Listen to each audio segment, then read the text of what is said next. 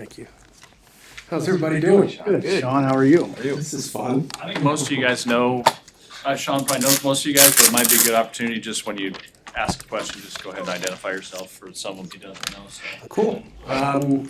Shoot, let's have at it. I don't have any opening statements. I'm Sean Padden. I'm the general manager, and thrilled to be here. Hey Sean, Steve Moore with Rivals. What are your responsibilities as general manager here at Nebraska? Sure. So all of the recruiting apparatus essentially runs up to me. So Vince Ginta, who's our senior director of player personnel, reports to me. Keith Williams, who's our director of player personnel, also reports to me. And so all things associated with recruiting essentially runs up to me.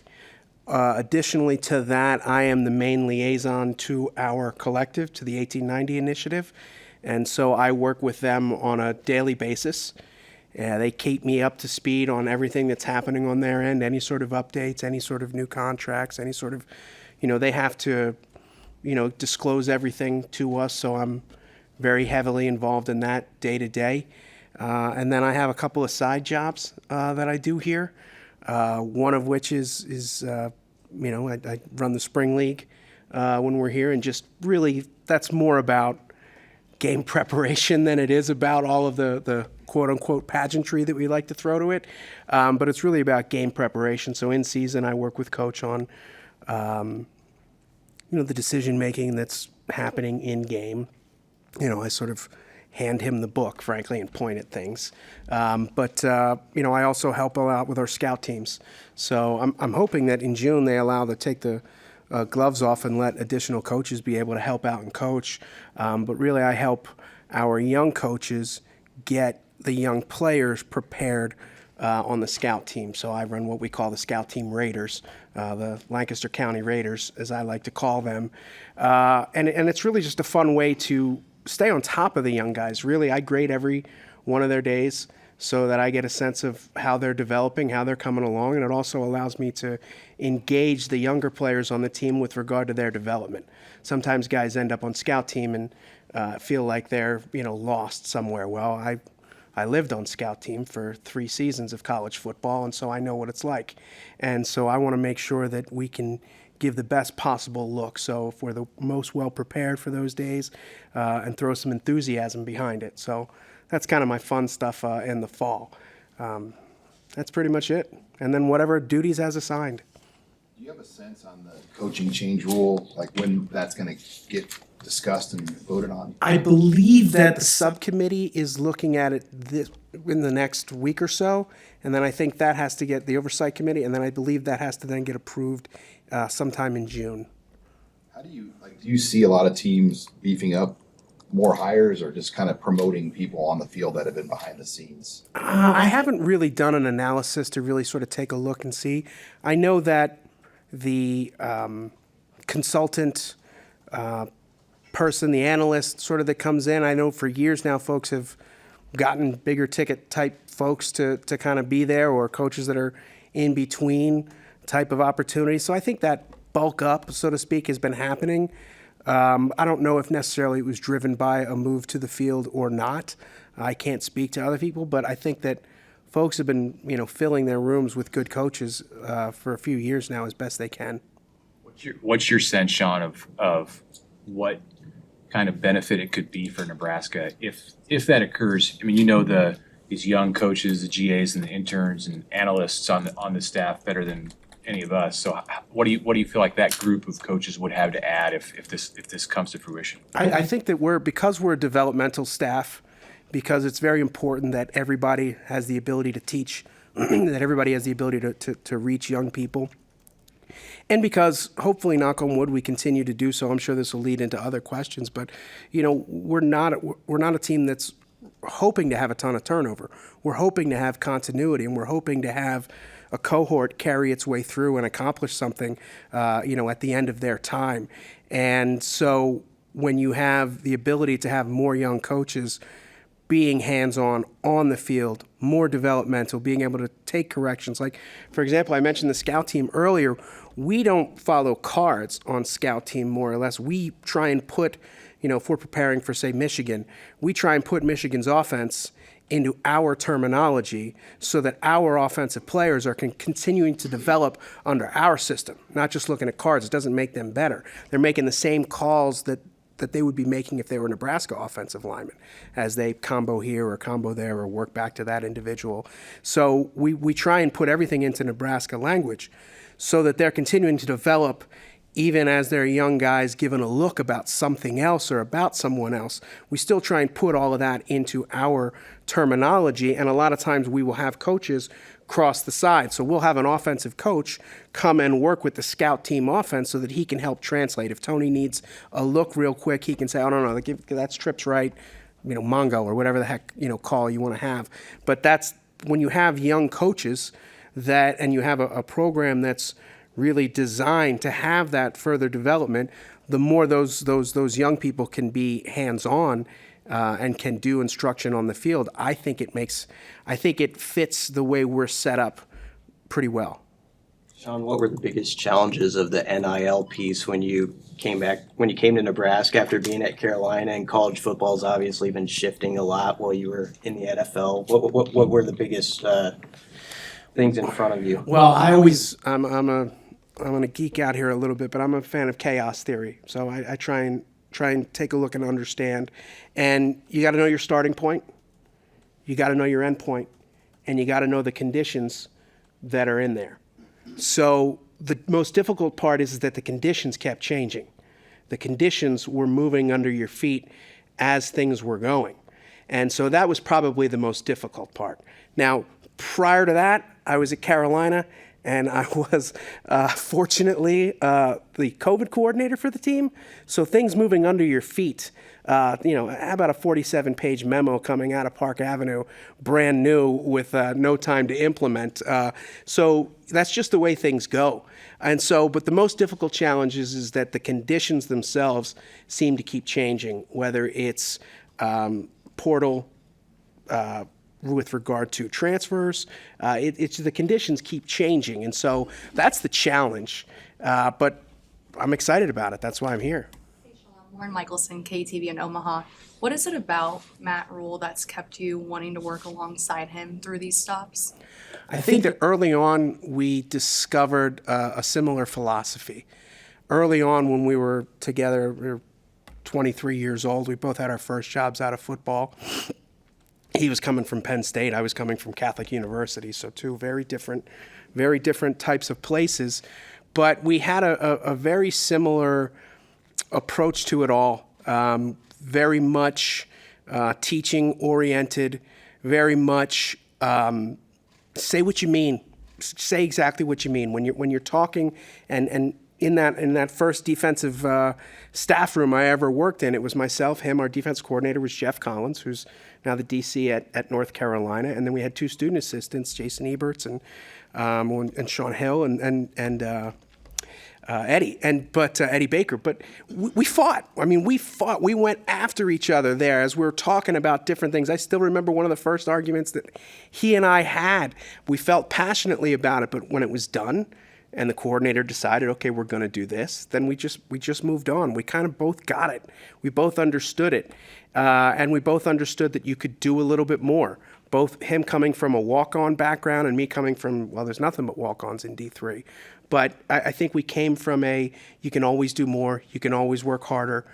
We sort of came from that background. And then professionally, we sort of understood early on that we could speak as passionately as we want to in the office and not lose respect for each other or not carry it beyond that. I mean, he and I lived in a dorm, essentially an abandoned dorm. He and I were the only two rooms on the floor. So, we had no choice but to get over it when we walked back home. But I think professionally, we understood each other pretty early on. And then, what it took from a teaching standpoint and from a demand of a player standpoint, I think that's what sort of brought us together. And you have to, when you work as hard as people work in this industry, you have to share the same values. You don't want to be in a program that doesn't share the same values. So, Aaron Sorensen with Counter Read. I'm curious when you're talking about chaos theory, which I love, but more specifically with your role, we've heard what Coach Rhule has talked about with roster management. with your bridging that gap with 1890 and the ever-changing world of NIL transfers, everything, how are you approaching roster management, and how are you working with him to kind of work through this as chaos theory continues to change it? Well, it's the conditions, right? So the conditions are changing. One day you read an article and they're saying you might be capped at 120, or you might be capped at 85. So all of that is very difficult to manage.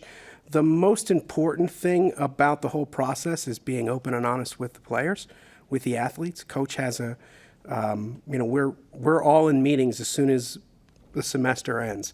Position coaches are in meetings with players, telling players exactly where they feel they sit in terms of how they most recently acted, and in terms of where they feel and project they're going to perform in the fall.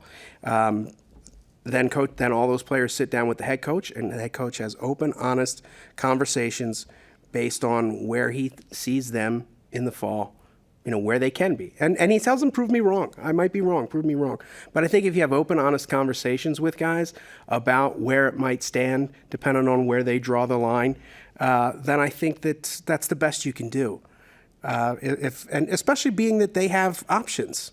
They have options, so you want to be as open and honest with them so that they can explore their options if it's a circumstance whereby they come out of there not feeling like, this is where they need to be. You have to have those open and honest conversations. And after they have those conversations, then they'll come and have conversations with me about their approach with their next contract. I'm allowed to sort of talk to them about it, and they can go and sort of request if they what they sign next, but ultimately the numbers come from them. So as far as the roster management piece, we just try and be honest. Just try and say, hey, if this were to, if this were to come down at this point right now, this is where you would stand, and that's the best you can do. Since so much of that, the NIL landscape and things that deal with roster management are controlled by entities outside of here. You have to play by the rules as they exist, and they're always changing, seemingly. What do you do to kind of keep yourself in touch with where things are at nationally, so you know which way the wind is blowing, and what kind of a sense do you get on where NIL is headed over the next year or two? Is it going to stay with collectives? Is it going to come in-house? What do you think? My prediction? Well, first of all, to answer the first part of your question, I follow everybody here in terms of that's how I stay informed. But also, no, I mean, D1 Ticker, I'm on that all the time. NIL, I get a bunch of different emails every single day and follow different people, and whether it's Matt Brown or Ross Dellinger or whomever, I try and follow that, because sometimes they're being leaked something, and sometimes they're putting something out to see what that response is. So everything that you see is taken with a grain of salt. But that's the best you can do, is to sort of just try. And I listen, years ago, I knew this was coming. Years ago, I grabbed Mac Rhodes aside and I'm like, hey, I'm seeing this case work its way through. He goes, yeah. He goes, yeah, it's going to go all the way through. He goes, just be ready. And I remember the first thing I said to him was, are the conferences aligned? Because that was my biggest concern at the time. I said, are the conferences aligned, or are we going to people go splitzo on this, whether it's O'Bannon or whether it was Alston? So this has been something that's been on my brain for a long time. And more at the time, being an operations guy, it was more because I kept thinking to myself, who's going to advise these guys? There's going to be a line outside of my door of guys getting screwed over on deals. Like, how's that going to work? I mean, that first Miami deal was not good. I mean, that licensing in perpetuity. No one should be signing their licensing over in perpetuity. But who's going to advise that? I'm glad that the governor and this state legislature passed a new law that allows us to kind of be more hands-on, to sort of help us advise and facilitate and be more involved in it, as opposed to just, hey, best of luck to you. Luke Mullen from the Lincoln Journal-Star. In this era of NIL, have you found it maybe gives you more flexibility in dealing with the scholarship limit and still being able to add a lot of talent to the roster, year in, year out? I think that early on in this, we were helping out walk-ons. I think very early on that was something, because of the reputation here and because of the vision that we wanted to have in terms of a broad-ranging NIL. I mean, we discussed philosophy, with 1890 in terms of that we wanted this to be broad-ranging. And so from the very beginning, walk-ons were receiving NIL benefits, and were benefiting, from their name, image, and likeness, regardless of their scholarship. And I do think it makes it easier at times. It makes you allow to, if somebody's, from here, or, you get those bounce back type of guys that you might have an opportunity to make it a little bit more affordable. Those are always options. I mean, frankly speaking, even going back to, when I was coaching at Fordham, a lot of times you were hoping on great financial aid packages. You know what I mean? Come on, give me all that grant money. You know what I mean? I don't want loans. Let's have grant money. You know what I mean? Well, now we're in a there was always, how could you make it better and more beneficial for a walk-on to join a program? This just has supercharged it. Sean, you mentioned the on-field stuff, kind of pointing at the book and the way that you manage things, but as a staff, how do you kind of approach putting the book together? Has it changed? And how do you kind of self-scout, I guess, the way that you as a staff have handled in-game situations, here versus, Baylor, Temple, wherever? Well, frankly, we subscribe to a service. There's actually two different services that we subscribe to where, that book is a benefit of it, but there's a lot more to it in terms of in-game. Hey, think about this, think about that. They really spark your brain on a lot of that. I would say that it's, as far as Temple, it was a lot more gut in terms of, coaches' decision-making, and I think Baylor as well. I think we really kind of moved towards at least keeping an eye on that book, but we don't follow it 100%. You know what I mean? Like sometimes they'll say, hey, you should let him score here. And you're like, I don't know about that. Like, our 2 minutes not moving all that well right now. That might not make a whole heck of a lot of sense. So there's the book, and then there's context. And I think that, over the years, again, that everything has changed. 2-minute drill now will change how this works. Out of bounds rules have changed over the years. First down rules have changed over the years. So you just got to know the conditions and what has changed. And so I think I think Coach still, in the end is pretty much going to go to his gut. Sean Padden Bland from the Omaha World-Herald. You were laying out your job description a little bit earlier. At what point in your career did you kind of make that shift that this could be maybe your skill set or your kind of job as opposed to being an on-field coach and some of the other jobs you had? I'm going to tell you guys right now, I still want to be a defensive line coach. Okay, I still do, more than anything else. And T. Knight knows that. And everybody that's ever worked under Matt that's been a D-line coach knows that I'm always going to go over to your drills a little bit and just see how they're going. But this is new space, you know what I mean? So as Coach was interviewing for this job, he and I talked, and we talked about some of the things that need to be asked, you know what I mean? And org charts and, what's the condition of this, what's the condition of that. And so I think, I'm sorry, can you repeat the question? I just said org charts. Yeah, just when you kind of knew that this sort of line of work would be for you. So this was the biggest question mark going into it. What was the collective situation? What was the dollar situation? What's the fiscal health of the athletic department? Those were all questions that we sort of, talked about. And when he offered me he asked me at that time if I wanted to go, and I did not want to. I was living at the beach. What can I tell you? But I was working remotely for a company. I was doing performance and injury analytics software, working for NFL teams and Premier League teams. This company had a lot of clients, and it was interesting work, and I felt like I understood the performance space a lot more. But, in the end, this was a whole new space. I think Coach has a lot of trust in me. I think I have a business background somewhat, and so I think that sort of kept him at ease in terms of all of these. And in the end, I feel like I filled the gap. No matter what we've done over the years, no matter what program we've been to, whenever there's sort of something new, he kind of throws me at it and says, all right, hey, figure this out. And so that was sort of, coming into NIL, it was how do we help give this some structure? And so when I came here, I first came here as a consultant. I wasn't going to stay.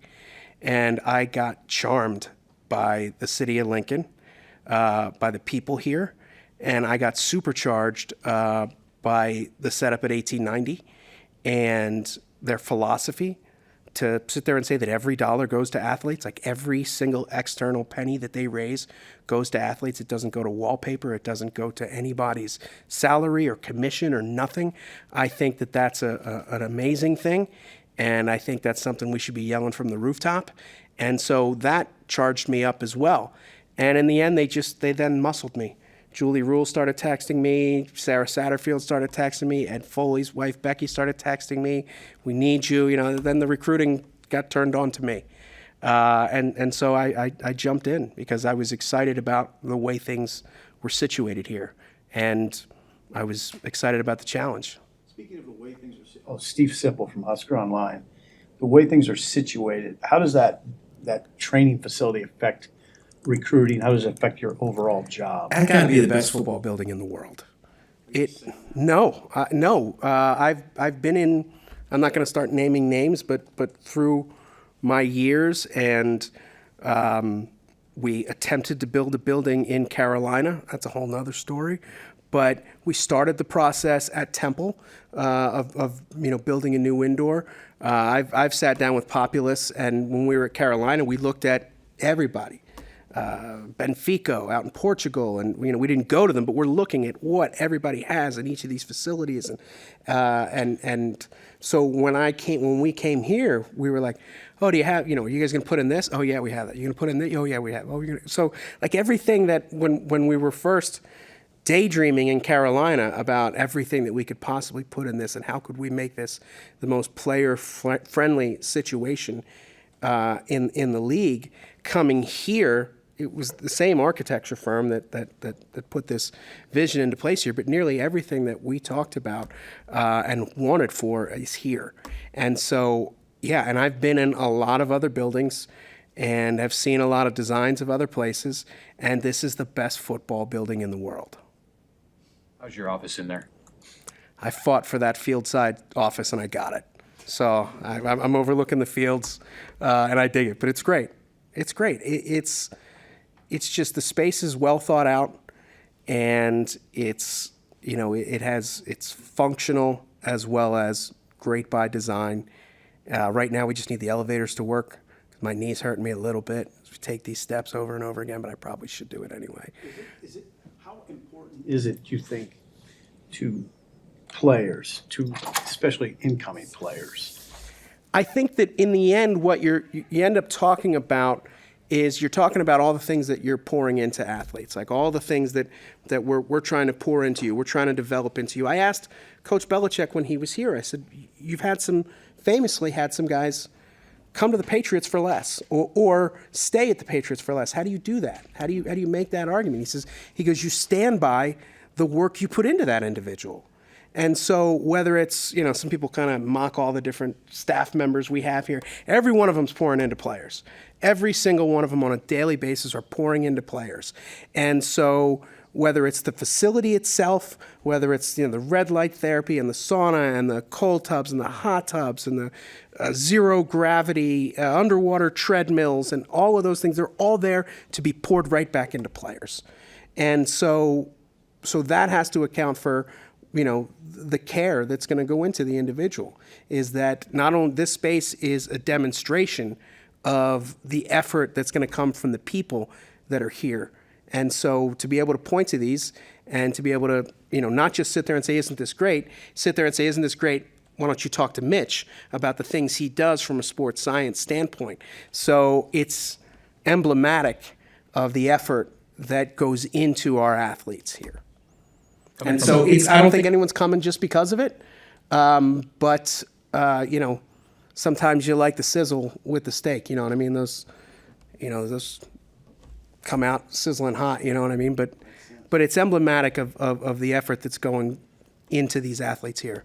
Coming from D3 as a player and getting your start, and then up through all the stops that you've been, NFL included, when you're in this organization, and as you said, there are so many people with responsibilities that probably have crossover. What are the challenges that exist within this place to make sure that you're efficient? You want to communicate. You want to have over communication. I mean, we have different lines of communication, different working groups that are involved. We have an executive team meeting or executive staff meeting, every Tuesday at 2:00. We all work off of the same document. I mean, I could go for days and days on how we get organized. I mean, that's, Microsoft Teams is very big for our personnel department and our operations department. It's where they share. It's where they cross over. So like, you have an official visit weekend. Operations and recruiting personnel need to be one. Everybody's head count. When we go on the road, we all work for operations. When we have a recruiting weekend, everybody works for personnel. So everybody is all hands. Nobody's sitting in their office door closed. Everybody is up and out on hands. So you want to communicate, you want to over communicate. We have communication chains going on all over the place. But that's how we try and keep ourselves organized. Sean, I had a recruiting calendar question. So is the signing day in December, is it moved up officially 2 weeks this year? Have they done that yet? I don't know. Okay. I don't know if they officially have done that, but with the in-home visits and whatnot, I mean, are you guys almost trying to simulate those in the spring, the way you're able to now have coaches talk to juniors at schools and have their parents there? We've seen some pictures, obviously, where you have maybe 10 coaches go to a school now, and how different has that been managing the new recruiting calendar rules? I think that it's been, honestly, Vince is the one that tackles a lot of those. I wouldn't say we're trying to replicate anything, in terms of December, in terms of anticipating anything changing. The whole dang thing shifted dramatically while we were away, while we were in Carolina or while Coach was away. So when we came back, they just started to have those spring visits. But we were at Baylor and we were like, well, no, the December visits are great. If you're at a place where it's cold in December, yeah, you want to jump on those June visits. So we came here and we were jumping on the June visits, and sort of that's now the whole thing has shifted to that. I don't know where it's going to go. I honestly don't. There's valid points to everybody's. Let's have a signing. Let's have an early one in June, at the end of June, or let's have an earlier one. Everybody has valid points to it. We'll put together a vote as a staff here in terms of all the different things. But would you like a summer signing day yourself personally, just to kind of get those guys signed, whether it's like late June or the first August? I don't want to go cross with the THSCA. The Texas High School Coaches Association is vehemently against it, and as I'm sure some other high school organizations are as well. I'm going to hold my answer. I don't really know. I don't think.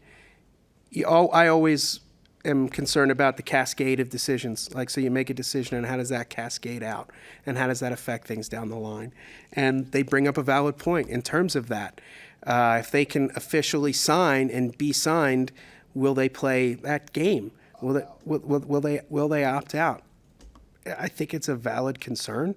And I think it has to be studied a little bit more. I don't know the answer. I don't think that we're guessing what the cascade effect would be. You know what I mean? And I think we got to make sure that we move. We're changing a lot of things right now. You know what I mean? So I don't know. I don't really have it. That's my non-answer answer. How was that for my first non-answer? You have just a Matt Rhule story. I mean, you guys go way back. At what point when you guys were together did you kind of think, this guy could be going somewhere? So I worked. I got out of football, and I was out of football for a little while, and then I was coaching little kids, 5 and 6 year olds. I was coaching the West Philly Tar Heels. It was so much fun. It was inner city Philadelphia, Papa Playground, and over by Cobbs Creek Parkway. You guys don't know that, but anyway, I was coaching there, and we have a banquet. So it's it's youth football, and it's all parents that are there for the right reasons. It was kind of a really cool thing. I went from coaching kids, one kid that went to the NFL, and then the next I'm coaching 5 and 6 year olds. But it was really fun, and we needed a speaker for our banquet, which was just, it was just a fish fry in a grade school gym. And so I asked Matt, who was coaching at Temple, if he would come in and talk to the room. And he burned the room to the ground. I couldn't believe it. He just went, he was just my friend, he was a good football coach. And he got up there and he took control of the room like I've never seen. And I just, my jaw dropped. I couldn't believe it. And I texted our mutual friend, Jeff Collins. I'm like, Rhule just burned this room to the ground. I can't believe it. And he just wrote back, yeah, your boy can talk. And so that was a thing. Like, I knew he was a good young coach, a good friend, but I didn't know he could command a room like that. And it was really, that was when my eyes, I was like, oh boy, wow. So We see Matt Rhule here in front. no, go ahead. We see Matt Rhule here in press conference settings. What's he like behind closed doors? He's the same students? dude. Is it? The same dude. Yeah, there's no difference to it. He's the same dude. Anything else for Sean? Cool. Thanks, everybody. Great to see everyone again.